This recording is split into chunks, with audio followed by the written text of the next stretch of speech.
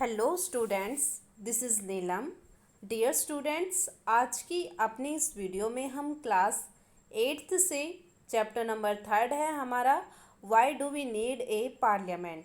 तो इस चैप्टर को हमने NCERT की बुक से पढ़ा है और इसी से रिलेटेड कुछ मेन टॉपिक्स को हम एक बार दोबारा से, जो काफ़ी इम्पोर्टेंट टॉपिक्स है, ओनली 8th क्लास में ही नहीं बल्कि आगे चल के 9th 10th क्लास में भी और आगे भी आपको ये बहुत काम आने वाले हैं।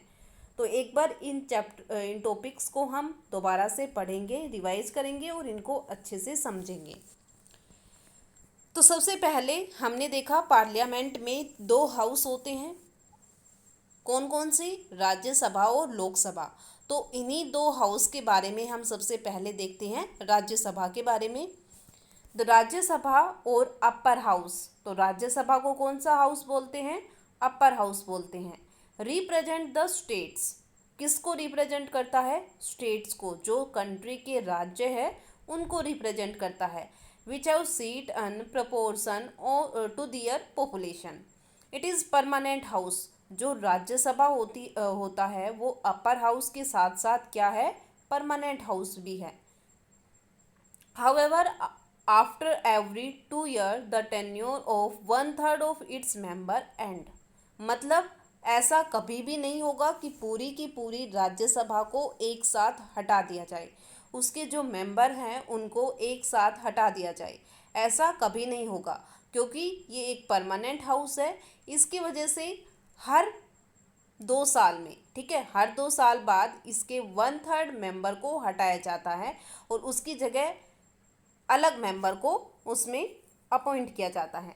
तो ऐसे करके हर 2 साल बाद ये काम होता है और जो भी मेंबर होता है उसका मेन जो पार्ट होता है, जितने साल वो काम करता है, तो वो होते हैं 6 ईयर।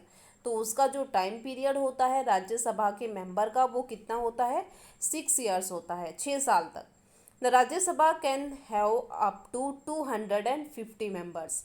राज्यसभा में कितने मेंबर्स हो सकते हैं? 250 मेंबर्स तक। बट प्रेजेंट में कितने हैं? 245 है।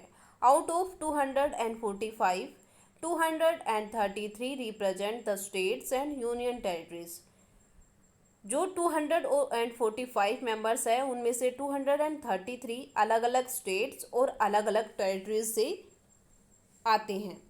बाकी के जो 12 मेंबर्स बच गए उनको कौन नॉमिनेट करता है? प्रेसिडेंट नॉमिनेट करता है। Are their eminent personality representing various field. उनको प्रेसिडेंट अपॉइंट करता है और वो भी उनकी पर्सनालिटी और उनकी फील्ड के अकॉर्डिंग। जो पर्सन अपनी फील्ड में काफ़ी ज़्यादा एक्सपर्ट है और उसकी एक एमिनेंट, एक बिल्कुल अलग पर्सनालिटी है, तो प्रेसिडेंट उस पर्सन को राज्यसभा में नॉमिनेट करता है। In the absence of ex officio chairman of the house. अगर राज्यसभा में कोई एक्स ऑफिसियो चेयरमैन नहीं है तो जिसको क्या बोलते हैं? जो मेन हेड होता है राज्यसभा का वो कौन होता है? वाइस प्रेसिडेंट होता है। ठीक है, जो वॉइस नहीं है, वाइस है, वाइस प्रेसिडेंट होता है। ओके, तो जो राज्यसभा का हेड होता है वो है वाइस प्रेसिडेंट। इंडिया का जो वाइस प्रेसिडेंट होगा वो राज्यसभा का हेड होगा। अगर राज्यसभा का हेड यानी कि वाइस प्रेसिडेंट नहीं है तो उसके अलावा जो डिप्टी चेयरमैन है वो भी राज्यसभा के काम को, उसकी मीटिंग्स को आगे कंटिन्यू कर सकता है। Rajya Sabha member are called member of parliament. Rajya Sabha के जो मेंबर्स होते हैं उनको भी हम क्या बोलते हैं? मेंबर्स ऑफ पार्लियामेंट बोलते हैं, MPs बोलते हैं। साथ में हमें यहाँ पर वॉइस प्रेसिडेंट के बारे में आया। वॉइस प्रेसिडेंट जो होता है वो राज्यसभा का हेड होता है। तो एक बार वाइस प्रेसिडेंट के बारे में हम देख लेते हैं। Elected by member of both the house of parliament. जो वाइस प्रेसिडेंट होता है उसको दोनों हाउस की, जो पार्लियामेंट के दोनों हाउस है वहाँ पर वोटिंग होती है, इलेक्शन होती है और उसके बाद उसको इलेक्ट किया जाता है। Hold office for a period of 5 year. कितने साल के लिए अपॉइंट किया जाता है? 5 ईयर्स के लिए, 5 साल के लिए। Over Rajya Sabha as ex officio chairman, मतलब जो राज्यसभा का मेन हेड होगा वो वाइस प्रेसिडेंट होगा जो राज्यसभा को कंटिन्यू करेगा। Take over a president in case of office of president fall vacant due to the death, resignation, illness और एनी अदर रीजन। अगर हमारी कंट्री का प्रेसिडेंट है और उस प्रेसिडेंट की जो पोस्ट है वो किसी वजह से वैकेंट हो जाती है, may be death, may be resignation, may be illness या कोई और रीजन भी हो सकता है, तो उस केस में प्रेसिडेंट की जगह पर कौन काम करेगा? जो वाइस प्रेसिडेंट है वो काम करेगा। ओके, तो ये किसके बारे में बताया है हमें यहाँ पर? वाइस प्रेसिडेंट के बारे में। उसके बाद हमारे पास आता है लोकसभा के बारे में। तो लोकसभा और लोअर हाउस, राज्यसभा को कौन सा हाउस बोलते थे? अपर हाउस, लोकसभा को lower house. Members who are directly chosen by the people based as universal adult franchise.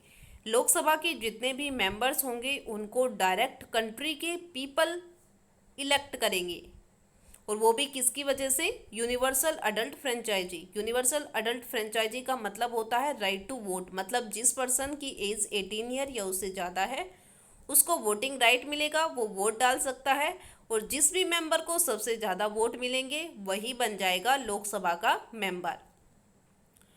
For the purpose of election the country is divided into several constituency. Election के लिए country को छोटी छोटी constituency में divide कर रखा है, और हर कॉन्स्टिट्यूएंसी से एक रिप्रेजेंटेटिव को इलेक्ट करना होता है, और उसी रिप्रेजेंटेटिव को क्या बोलते हैं? एमपी, मेंबर ऑफ पार्लियामेंट बोलते हैं, जो अलग अलग पॉलिटिकल पार्टी को रिप्रेजेंट करते हुए पार्लियामेंट में आते हैं।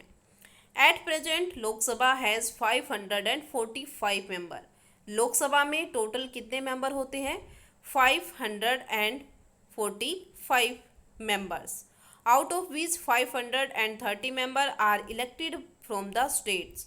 उसमें से 530 स्टेट से इलेक्ट किए जाते हैं और 13 यूनियन टेरिटरी से। The president of India can nominate 2 member from the Anglo Indian community if he or she feel that the community is insufficient representative.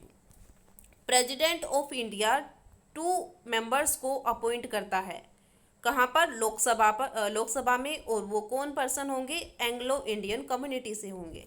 Okay, तो ऐसे करके हमारे पास ये किसके बारे में था? लोकसभा के बारे में। राज्यसभा के बारे में हम पहले देख चुके हैं। राज्यसभा का हेड होता है वाइस प्रेसिडेंट, लोकसभा का हेड होता है लोकसभा स्पीकर। तो ऐसे करके हमने 3 मेन पार्ट को कवर किया है, लोकसभा, राज्यसभा और वाइस प्रेसिडेंट के बारे में। अभी हमारे पास नेक्स्ट आता है प्राइम मिनिस्टर के बारे में। ओके, तो प्राइम मिनिस्टर कौन होता है?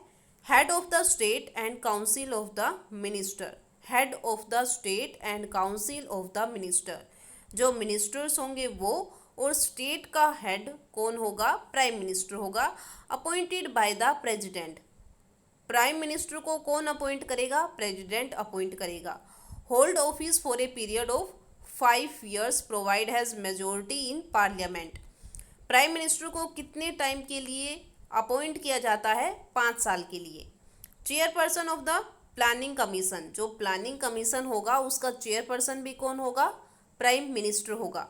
Advice president on all important matters including appointment of जज, चीफ इलेक्शन कमिश्नर। प्रेसिडेंट को एडवाइस भी करता है कंट्री से रिलेटेड मेन इम्पोर्टेंट मैटर्स पर, जैसे किसी जज की अपॉइंटमेंट करनी है या चीफ इलेक्शन कमिश्नर को अपॉइंट करना है, तो उसके लिए प्रेसिडेंट को एडवाइस कर सकता है। और कौन कर सकता है? Prime minister. प्राइम मिनिस्टर अपने जो पूरा मिनिस्टर पोर्टफोलियो है उसको 3 पार्ट में डिवाइड करता है, cabinet minister, ministers of state और डिप्टी मिनिस्टर्स। तो ये हमारे पास किसके बारे में था? प्राइम मिनिस्टर के बारे में, और उससे रिलेटेड कुछ मेन बातें। अभी हमारे पास आता है प्रेसिडेंट के बारे में। जो कंट्री का प्रेसिडेंट होगा वो कौन होगा? Elected by the member of Lok Sabha and Rajya Sabha along with the member of legislative assembly. President को कैसे इलेक्ट मतलब वोट होगी, तो लोकसभा के मेंबर होंगे, राज्यसभा के मेंबर होंगे और member of legislative assembly MLA भी उसमें इंक्लूड होंगे। टाइम पीरियड 5 साल का होगा। दोबारा से री इलेक्ट किया जा सकता है। ओके, पहले 5 साल के लिए चुना जाएगा और उसके बाद अगर 5 साल के बाद इनको दोबारा से भी री इलेक्ट किया जा सकता है। Head of state represent India at international forums and supreme commander of armed force. जो प्रेसिडेंट ऑफ इंडिया होगा वो head of the ceremonial head of the state होगा। साथ में जो इंटरनेशनल जितने भी इश्यूज जितने भी काम होंगे उसको रिप्रेजेंट करेगा, इंटरनेशनली इंडिया को रिप्रेजेंट करेगा। और सुप्रीम कमांडर होगा आर्म्ड फोर्स का। Appoint prime minister, governors of state, attorney general, chief of armed force and जजेज of supreme court and high court. President किस किस को अपॉइंट करता है? प्राइम मिनिस्टर को, गवर्नर ऑफ स्टेट अलग अलग राज्य के गवर्नर्स को, अटॉर्नी जनरल को, आर्म्ड फोर्स के चीफ को और सुप्रीम कोर्ट और हाई कोर्ट के जजेस को कौन अपॉइंट करता है? प्रेसिडेंट अपॉइंट करता है। Address to joint sitting of parliament and can also issue ordinance when parliament is not in session. President के पास ये पावर होती है कि वो पार्लियामेंट के दोनों हाउस को एक साथ बुला सकता है और एक साथ डिस्कशन के लिए बोल सकता है। तो ये सभी पावर किसके पास होती है? कंट्री के प्रेसिडेंट के पास होती है। ओके, तो ये था हमारा इस मेन जो हमारा चैप्टर है why do we need a parliament से रिलेटेड मेन बातें। प्रेसिडेंट क्योंकि पार्लियामेंट का हेड होता है तो उसके पास कंट्री से रिलेटेड भी पावर, क्योंकि पूरी कंट्री में भी सबसे पावरफुल जो पार्ट माना जाता है हेड ऑफ स्टेट वो प्रेसिडेंट ही है।